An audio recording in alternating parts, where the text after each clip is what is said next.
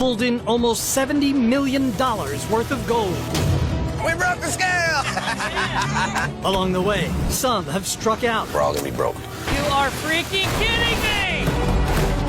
We're on the road to trouble, actually. While others scored massive paydays. We're watching rocks, baby! Every gold miner's looking for stuff like this. We got gold there, there, and there. Look at all that good stuff. Whoa! Now, we reveal the secrets to striking it rich. Shake your moneymaker right there. From prospecting It's garbage, and it's good stuff. That's the bottom line. You're all millionaires. The only thing is, you gotta get it out of the ground. to running massive machinery Yeah, baby! and gold-catching monsters. The definitive guide to gold mining. Cheers to that.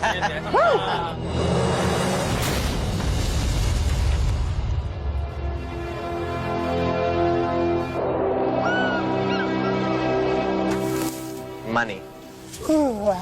Here's gold. For more than 6,500 years, humans have hunted and mined this rare and precious metal.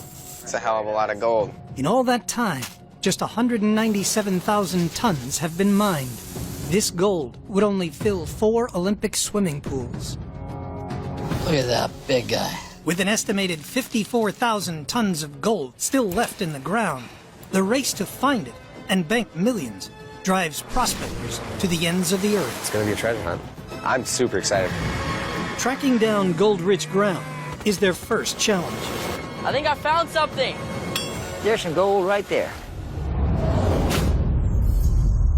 Every gold miner's dream is to hit a mother lode, the geological term for the source of gold.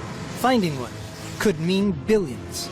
After mining for 5 years with mixed results, Todd Huffman swings for the fences, taking his father Jack and son Hunter on a treasure hunt up the Yukon's legendary El Dorado Creek in search of the mother lode. Oh my gosh, guys, this is it. The history of this creek hunter is that there's more gold here than any place else in the Yukon.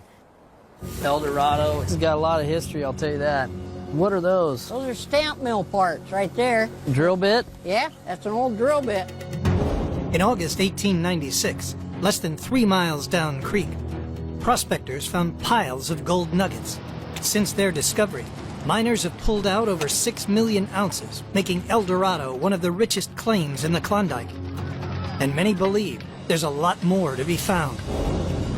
The Hoffmans meet claim owner and expert geologist Peter Tallman. Look at that hat. We've been hearing about this creek since we were kids. How much gold do you think is really left up in this area? The second largest nugget in the Klondike was recovered just right there. This particular rock is coming from bedrock with a chunk of gold in it. Are you freaking kidding me? The fault is providing the source for what's in these creeks. Gold is formed when stars explode. 4.5 billion years ago, the dust of dead stars combined to form the Earth, with gold at its core. When magma containing this gold is forced up through faults in the Earth's crust, it cools and crystallizes into veins of quartz and gold, known as a mother lode. Mining this is called hard rock mining. But over time, streams erode the mother lode, carrying gold into the valleys below. The heavy gold then sinks through the mud and gathers on bedrock in the placer deposits the Hoffmans are looking for. There is gold here in the creeks, and it's still available to be mined. There's 1 million ounces in the rocks somewhere. There's been 20 million eroded out of the rocks, so somewhere there's got to be some of that left. It's one of the last areas on the planet where nobody's been able to find the bedrock source. This would be a treasure hunt of all treasure hunts. So this might be our future right here. Hey, you think we could come do some kind of a deal on this place? I'd be open to it. We'll work something out. Sounds like a deal, man. Thanks. Right on. Todd spent 6 weeks and thousands of dollars in search of a monster payday. I don't want just a little bit of gold. I want crazy gold. But he never did find El Dorado's motherlode. How's it look? This is not what I expected. There is absolutely nothing here. El Dorado is dead. Todd gambled everything on one spot and lost. But there is another way. Old school digging, like real digging. Prospect on many different spots and test for gold before you dig. By panning, metal detecting, That's so crazy. or reading the land with ground-penetrating radar and aerial mapping. Miners rely on the clues these techniques provide to find the best spot. Look how this valley opens up right there. Look right here. See where it just fans out right there? That should be a alluvial fan. I think our best gold's right here. And for one man, there's only one way to identify a gold-rich pay streak. Drilling. Drilling is number one. No drilling, no digging. In 2013, 18-year-old Parker Schnabel decides to mine in the Yukon for the first time. As soon as he arrives, he gets a lesson in drilling from his new landlord, mining legend, Tony Beats. We're gonna bring in the drill, we're gonna yard that thing off. We're gonna get the map, we'll walk in the bushes and we'll find a spot so you can poke a hole. How's that? Sounds good Let's to find me. some gold, huh? Let's do it. We're good to go. Tony's plan?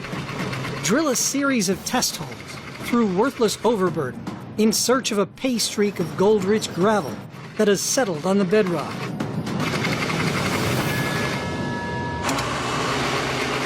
Any idiot can do it. Okay, watch your fingers. How many holes should I drill?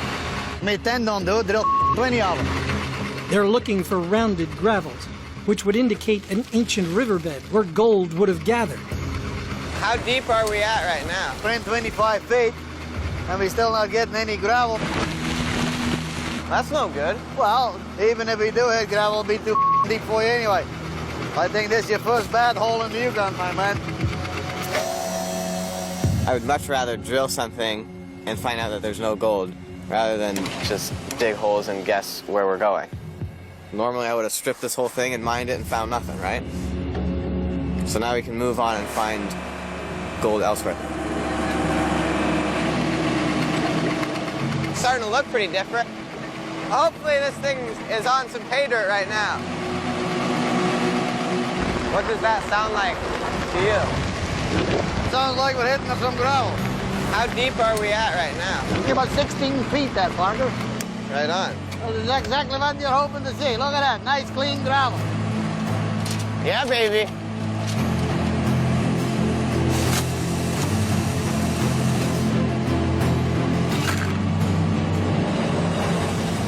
Watch this, see what you got. Sounds good to me.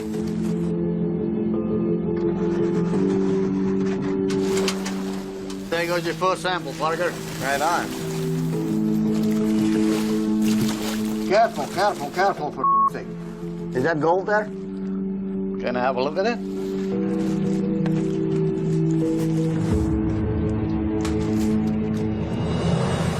There you go. Right there. There you go. How many you got? Bunch of little flakes. You got 15, 20 of them in there. Not bad to start off with. Pretty encouraging if you'd ask me.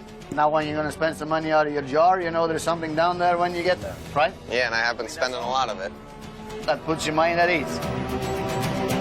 There you go, Parker. You're finally a gold miner now. Welcome to the Yukon.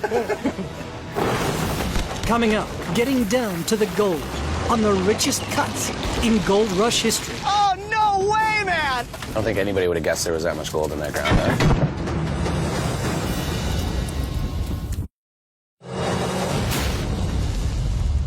On this gold rush, we reveal the secrets to making millions mining for gold. So now that you've got my interest. Once you've found where the gold is, This is gold country. That's what this is. you need to dig down to the gold-rich pay layer.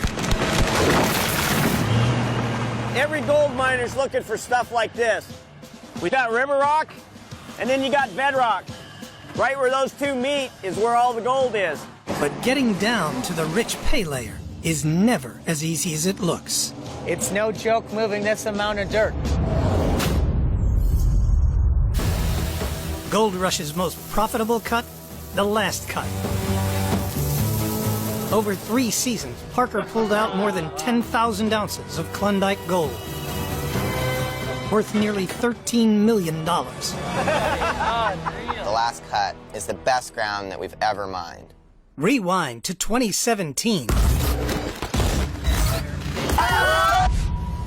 And all that gold was buried under millions of tons of dirt across an area twice the size of Ellis Island. All right, here's the first push. This cut that we're opening up is, you know, the last piece of ground that I intend on mining for Tony, so we're calling it the last cut. To get to the pay layer 20 feet down, Parker breaks out a D10 dozer to strip the virgin ground, while his crew brings in excavators and a fleet of rock trucks to remove waste overburden from the cut. Things are starting to shape up down here pretty good now, eh? Yeah, man, it's looking good. But 6 feet down, Hear that? That's the sound of me hitting frozen ground.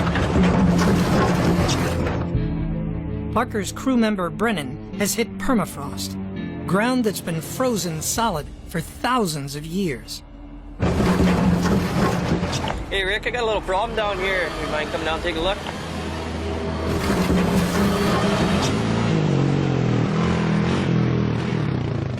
So, like, this whole area is pretty much frozen?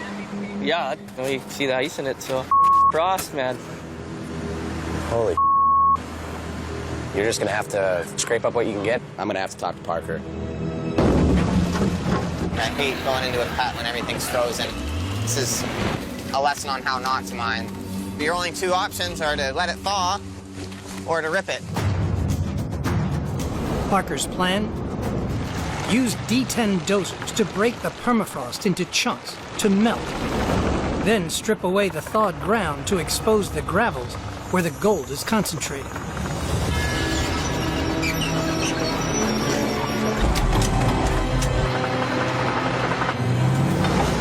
First thing I'm gonna do is throw a rip in it. We're gonna get some air down in it, get some sunlight on this, and hopefully it'll thaw out.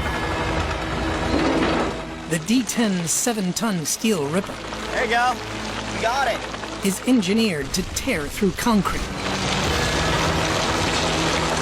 We'll crush this ground together and get it done as quick as possible, and then the sun can take over and do what it's got to do.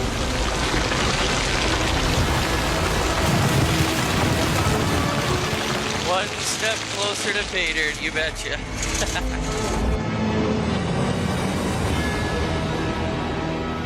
The deeper the crew dig through the layers of dirt, the further back in time they go.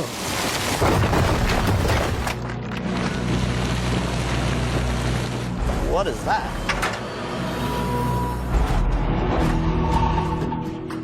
Yeah, I'm pretty sure it's a tusk. I've never dug one out before. Brennan's found a few small ones. 12,000 years ago, during the last ice age, Parker's claim was an open plain filled with streams. The perfect habitat Come on, baby. for woolly mammoths. Oh, no way, man! That is definitely a tusk.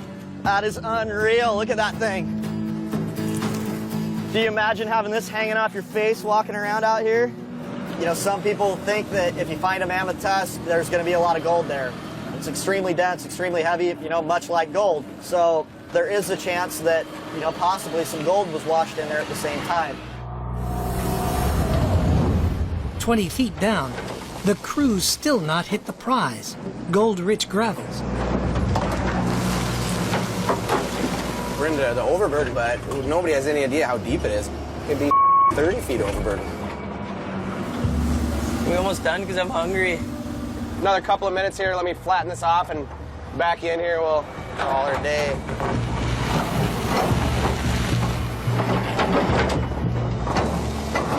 Hold on. Just hold on. Ah. You know, that kind of feels a bit different, though. Oh. Oh, yeah. You know, we start to see bigger rocks like this. I think that's what we're looking for. And it's thawed, so I think we might be in business here. The crews worked around the clock for 8 weeks to get to this point. It's time for Parker to do a test pan for gold.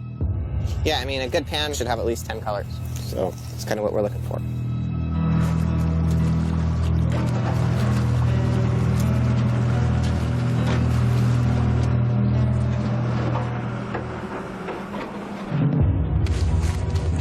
Come look at this. That's one pan. What? Dude, look at that chunk. 16 colors? No way. Dude, normally you can't pan a flake either. There's like 2,000 ounces in a cut. So you can get that, it must be really good. So that's awesome. And that's big stuff. Yeah. The last cut may not be the last cut if it holds out like this. Just joking, I'm back. After spending weeks and hundreds of thousands of dollars on fuel to get to pay, It is showtime. it's time to see how much gold the ground holds. Light her up with some dirt, Tyson. Woo! Shaking his first rock. It looks good.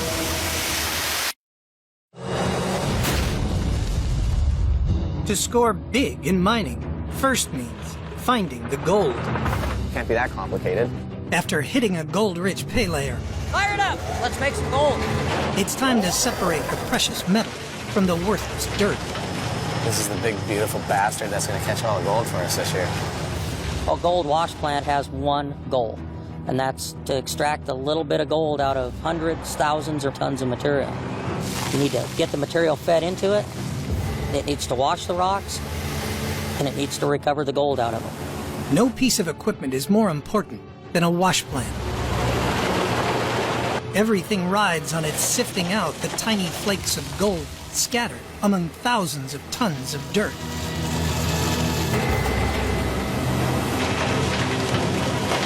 Some miners use a rotating screened trommel.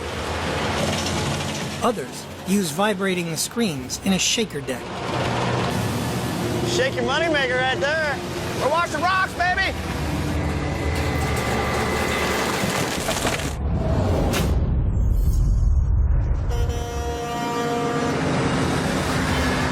The most productive wash plant in Gold Rush history? Parker's custom-built $600,000 shaker that goes by one name. Lucifer! There she is.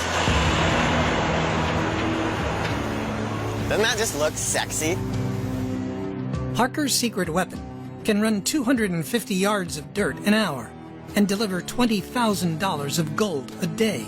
It's bitchin'. I like that it's nice and new. That's the best part. It's going to be a shame to run dirt through it.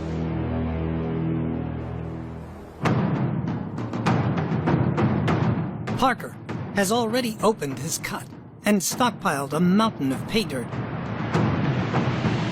Now he'll drag Slucifer onto a berm 60 feet high, set up a conveyor to feed pay into the plant, and attach a water supply to wash the rocks, sending the waste tailings and muddy water out into a disused old cut.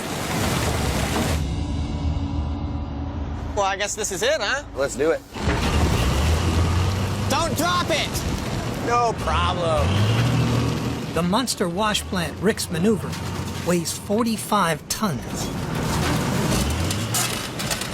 Wheelie time. Woo! Easy, Rick! Rick! Holy butt. What? It's waving all over the place. Oh, gotcha. Sorry. Rick's a little aggressive there, you know, and this is our first time moving the thing. You'd think you'd take it a little easy. Easy, easy, easy, easy.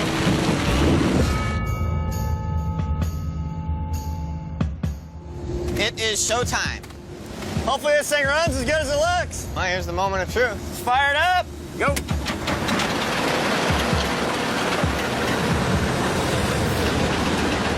Slucifer runs up to 3,300 gallons of water a minute. You guys ready for some dirt? Yeah. Light her up with some dirt, Tyson. Down in the cut, the crew loads pay dirt into a hopper. The conveyor takes the pay up to a pre-wash. Here, water jets blast the gold and fine material off the rocks.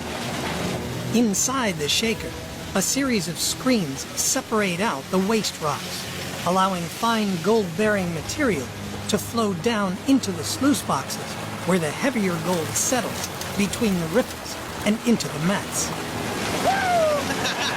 Shanking his first rock. It looks good. This is the best wash plant that I've ever seen. And it's going to find us a lot of gold. To date, Slucifer has captured nearly 14,500 ounces of gold, worth over $20 million. But even a wash plant as powerful and efficient as Slucifer can only run with one key ingredient. You can't sluice without water. Water is the lifeblood of a placer mine. From panning and monitoring Water's the best way to thaw things out. That's full flow! to a wash plant's pre-wash Yeah, we got water, bud. and sluices.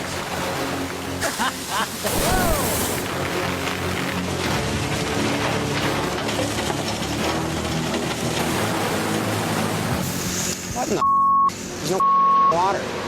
Keeping water flowing to the plant I ain't got no water. Okay, you got no water, nothing? is critical.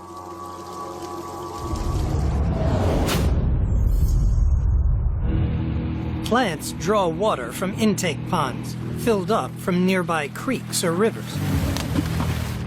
Losing access to water is a gold miner's worst nightmare. What's up, dude? We're in deep, deep trouble with Fairplay. What do you mean? Something broke? They got our water shut down. What do you mean your water shut down? Basically, we got served an injunction by the state. We can't use those ponds. We have no water right now. In Colorado, when Freddy's intake ponds were ruled off limits, he was forced to get creative. Here's our only option. Our cut from last year. Line it. Get it filled with water. Freddy's plan? Turn an old cut into a giant holding pond by lining it with 70,000 square feet of polyethylene sheets. He'll then fill it with 4.5 million gallons of fresh water pumped from a nearby river. Okay, we good? Good. Loader coming in. I want to be filling this pond up tonight. Angle over this way in front of the excavator. Well, that's the first piece of many. 2, 3.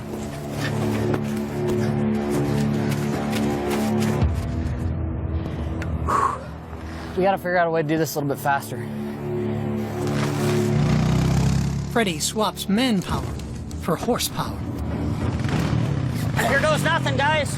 This is the last time you all are going to see Freddy dodge.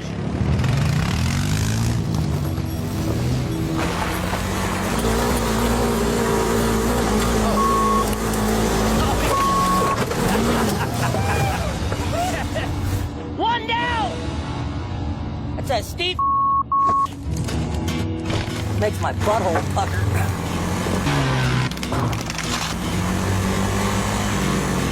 Oh my.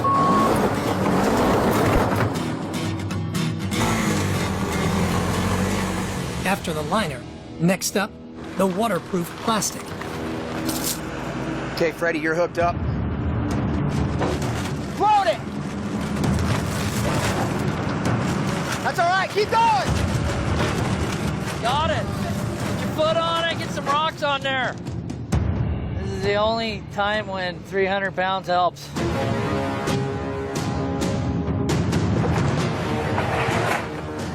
We're ready to roll. All we need is water. Derber, go ahead and fire that pump up.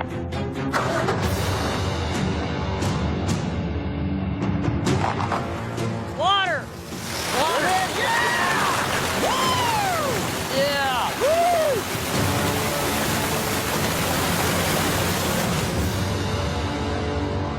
Fire it up. Here comes Cap. We got water coming, Fred. Well, it feels damn good. That water right there, that means gold. Coming up, They're just filthy dirty with gold. Looking at a big one. the moment all the hard work pays off. Holy smokes, look at that thing.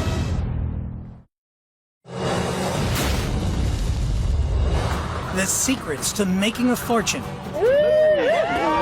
from 10 years of gold mining. I'm a little bit excited. In the frozen north, miners encounter many types of gold, Oh, oh, baby. Up mountain, near the mother lode, chunky nuggets and pickers. They look good on a necklace. Down valley, in ancient stream beds, flakes, and super fine flour gold. Without question, this is the hardest gold to capture. To catch all this gold, wash plants rely on one vital part. This is our moneymaker. This is our sluice box. At the top of the sluice's chute, angled riffles are designed to trap large chunks, while further down, smaller expanded metal riffles should recover the finer gold. A piece of gold that likes one situation doesn't like another. Big red sluice box right here. Setting up sluices is a fine art, and if they're not right, a miner can lose millions of dollars. Remember one thing, Todd. Slick plates can't catch gold. I'm just blowing my gold right frickin' down the creek. Correct.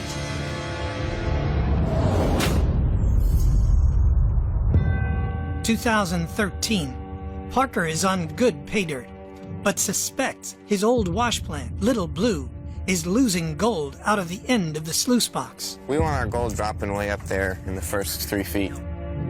The only time a miner doesn't want to find gold is in fine tailings, because that means it's not being caught in the sluices. We've got some problems.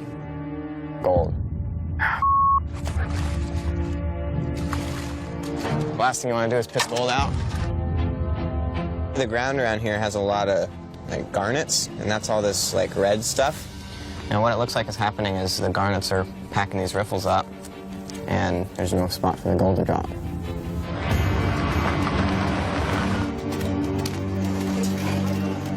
What you got, Parker? See that? Garnets. Really, it's best. Honestly, it's bad. What do you think we're doing wrong here? I would update the riffles, and I would go with hydraulic riffles. That's it. Normal riffles work, because gold is 19 times denser than water. It drops and gets trapped while lighter dirt washes up and away. But the garnets are almost as heavy as the gold, and are clogging up the riffles, causing gold to wash out. Tony's plan? Install hydraulic riffles which create vortices to agitate the garnets, allowing the heavier gold to settle on the bottom while the garnets collect on top.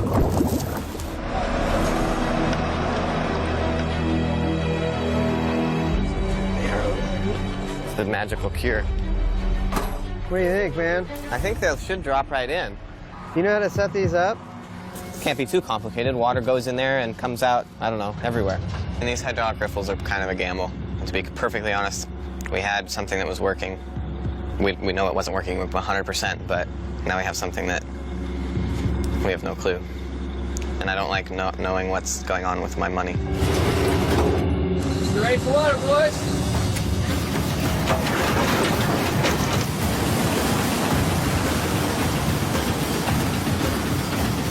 We won't know until we run some dirt on it, so let's throw a few buckets in, huh?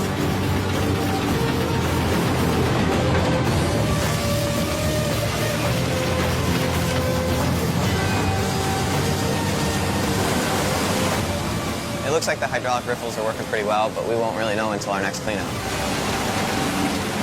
After a 12-hour shift, Parker shuts down to see if the hydraulic riffles have worked.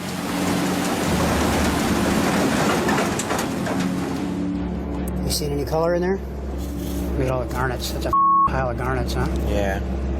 It's not really clearing them. A lot of garnets, huh? Yeah, there's a lot of them. What's underneath it? Anything underneath that stuff? Remember what I told you? If you get garnets up front, you get your gold there too. All your gold is right in the bottom. See it? See it? See it? Yep, clean. That looks nice, Parker, right? It's a nice chunk of gold. That's pretty nice. You see how nice that works, huh? That's gonna add up, right? Yeah. Oh? Nice gold in that. Let's get this shipped out of here. And The box looks good, you know? The Viking even had a bit of a smile on his face.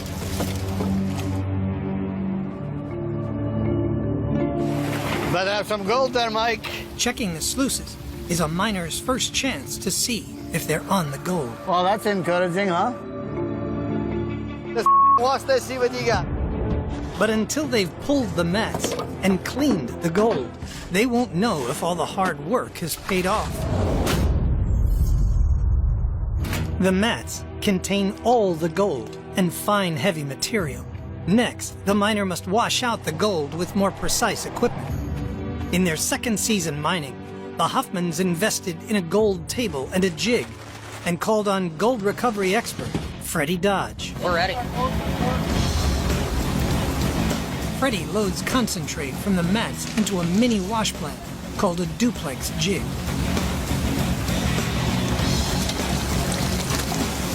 We just try to keep a constant feed, so our materials in our feeder, we're putting it into a slurry. Then it's going down to the screen deck. Our screen deck's cleaning our material and getting our fine material out. The fine material flows into the jig and onto a pulsating bed of steel shot on a fine screen. Only the heaviest material, black sand and fine gold, falls through. It's a simple process that works extremely well.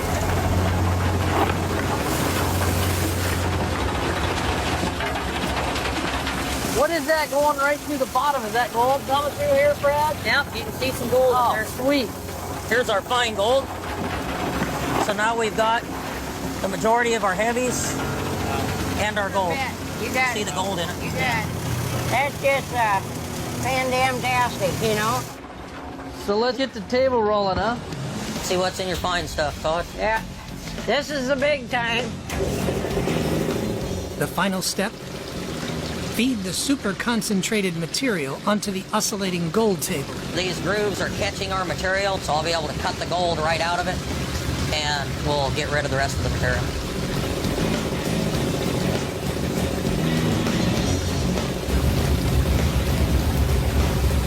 Is that it, Dad? That's it. That's the first chunk. It came down, dropped down, and went back up here, and it's coming down. There it go. There it goes. It's in the bucket. Hey, guys, let's see what you did.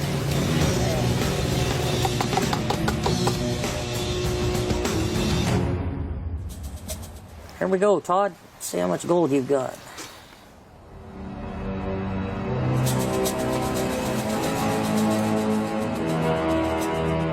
Four ounces. Yeehaw! Good Lord.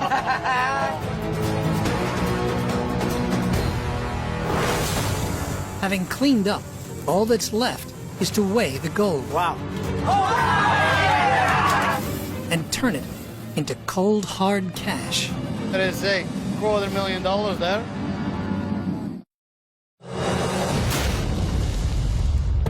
Once a cut is mined out, gold miners are required by law to restore the land to its natural state. We gotta dig up a lot of ground to get gold, but that doesn't mean we gotta leave it, a mess.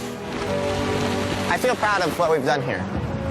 It's an area that we've mined and reclaimed. We spent a lot of time building a whole new creek bed and putting infrastructures and building the banks right and all the slopes right, and it's a complicated thing.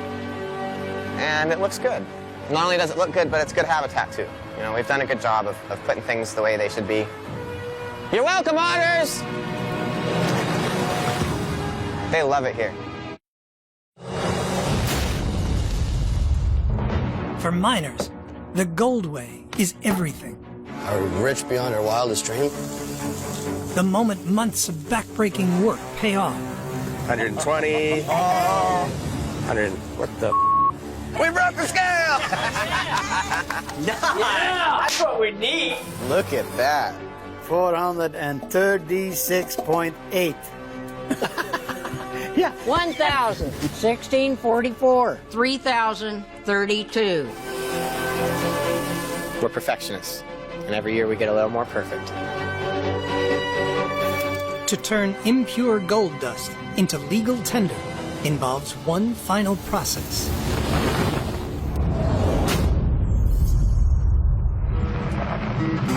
In his second season, Parker Schnabel goes to specialist Don Kenzie to smelt his first ever bar of pure gold bullion. Don puts a mixture of gold and flux into a heat-resistant crucible. This is soda ash, and the other material we'll add is borax, which is a soap. So once again, you're cleaning the gold. Don transfers the gold and flux mixture, then puts it in a furnace that he heats to over 2,500 degrees.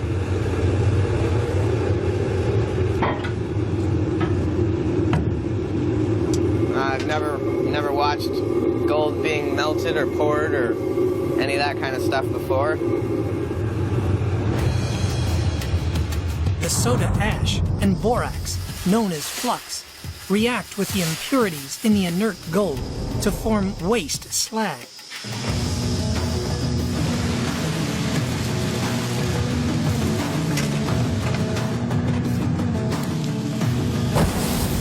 Stay calm, nobody panic.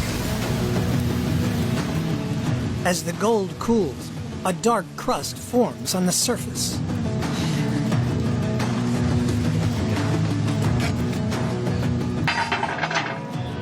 Okay, here we go. This slag contains iron and a trace of silver.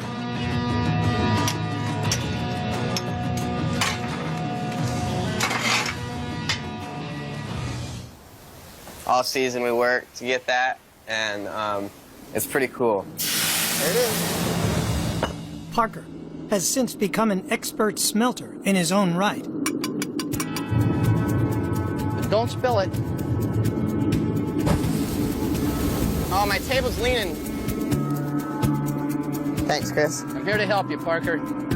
Each bar weighs 100 ounces. In 2015, one was worth $110,000.